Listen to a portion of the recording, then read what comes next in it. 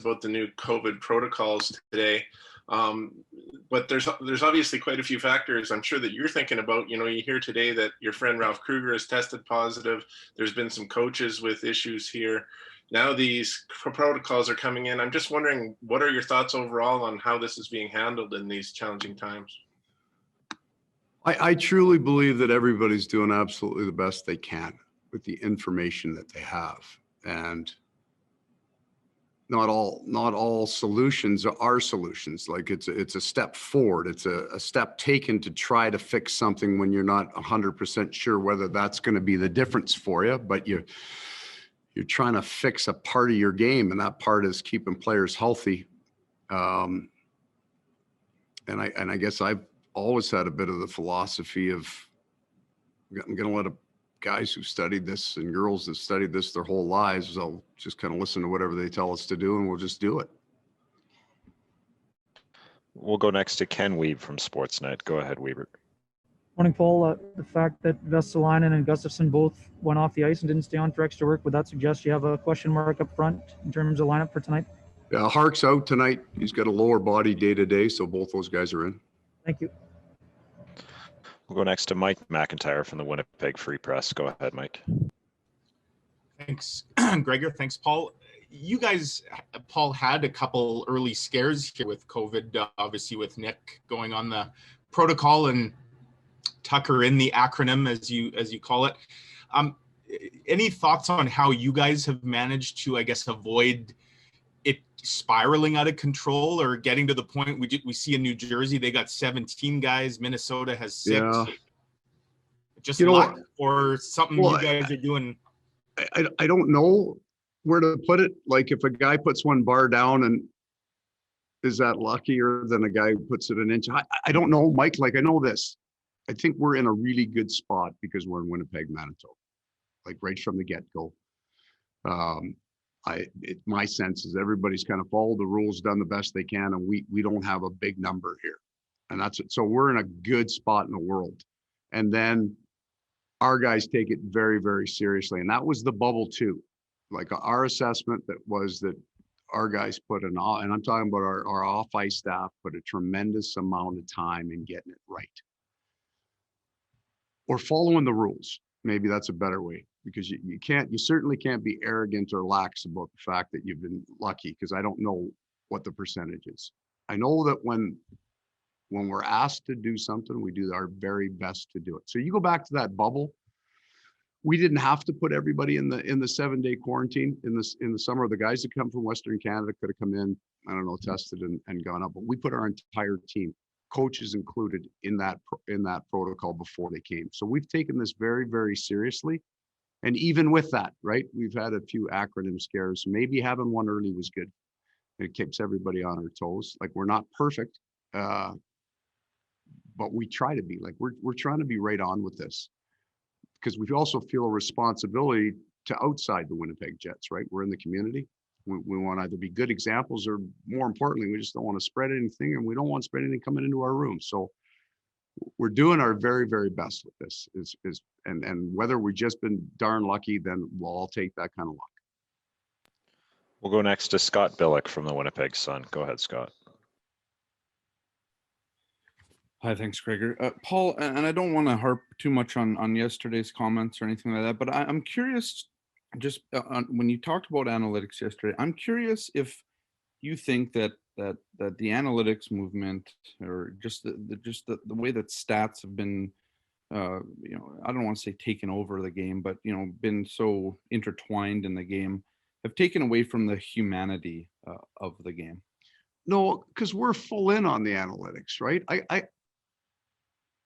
I know that we spend like 16 hours a day, like 8-9 months a year, and then some in the summer, not just on analytics, but on all parts of the game, but certainly in analytics, right? We got like 5 full-time people here working on it. And so I take those guys who kind of, that's what they do for a living, and I put a bunch of coaches in a room, and that's like all we do for a living.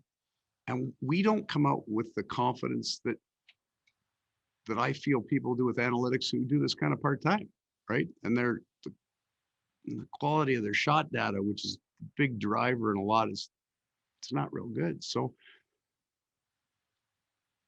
if I've got concerns about the questions that we're asking our analytics department and all the time that we put into it, I'd like to think that maybe the people that are pounding the table with it, who are so darn sure that this detail means so much, I would say maybe we should be a little bit more reserved in the strength of our opinion. We'll go next to Kelly Moore from CJOB. Go ahead, Kelly. Hey, Paul. We're at that point now, 9-10 games into the season. And I don't know if it was just a bound to happen type of scenario, but the fact that your team was able to protect the lead in this head-to-head matchup for the first time, is that now because you have a certain number of games under your belt? And do you see that continuing on in this series and other series as well, when you're able to get that 1 or 2 goal lead? I got a feeling that protecting the leads are going to be tough this year, maybe more than another. So there's a certain amount of structure to your game and when you're defining your game over 82. And if you're down a goal or you're down 2, like, the good teams still stay in structure because they know that's the best way. There's not the same urgency in a November where you're down 1. I know it's probably not the right word, but this is like, there's a certain far more of a game 7 feel to every one of these games. And you get down 1, you are throwing everything but the kitchen sink at them, right? You got D diving in, you've got, that kind of score at all costs. It doesn't matter whether it ends up 3-1 or 4-1. You got to get that next goal. So I think it's going to be there's more of that playoff feel in the third period. So the team with the lead's going to get a little tighter, and the team without a lead's coming a little heavier than maybe in a normal regular season game. So we might see that goal being hard to hang on to. And I think, what we saw is it'll be one thing that it turns on. And that for me is LV save at the end of the game. And Connor's been able to do that for us. So there's a different feel for me anyway on the bench in the intensity of these games that holding on to that lead is going to be a challenge. We'll go next to Murat Tash from The Athletic. Go ahead, Murat. Thanks, Gregor. Paul, the other night you said that, actually this may have been yesterday, but you like the offense that you're generating a lot more than over the last couple of years. What are you seeing that is kind of changing your take on that? Yeah, so I'm going to say, first of all, it's a style thing where we spend more time in the area of the net front than we have in the past. I've always felt that we would slow our attack down and we would look for seams more, right? We would look for, so I think at one point last year, you'll appreciate this, Murat, in terms of plays after controlled entry, we led the league in goals. And I believe that number at one point was 11. So that's really exciting, right? We're really good at that, except, in what was a 70 game season, you always left, well, what do those 11 goals cost you, right? They cost us, 14 goals because the rest of those plays that we tried to make never got to their net. And, if you turn a puck over off the rush on a lateral play, it's coming right back at you. So what I like is we are more direct with the puck. We have more adherence of Nick Ehlers' tip.